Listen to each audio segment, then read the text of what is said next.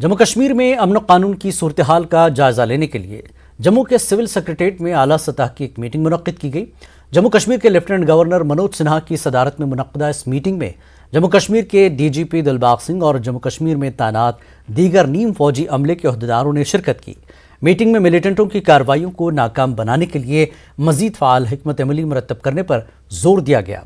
वाज़रे के चंद दिन के वक्फे के बाद मिलिटेंटों ने कश्मीर में 7 और 8 नवंबर को मजीद 2 अफराद को गोलियों का निशाना बनाया। इसी दौरान सीआरपीएफ ने कहा कि हालिया वाक़यात के तनाजुर में सीआरपीएफ की इजाफी 5 कंपनियां जम्मू कश्मीर रवाना की जा रही हैं। एक हफ्ते के अंदर ये कंपनियां तैनात की जाएंगी। वाज़रे के सीआरपीएफ ने हाल ही में 25 कंपनियां तैनात की हैं। पुंछ और राजौरी के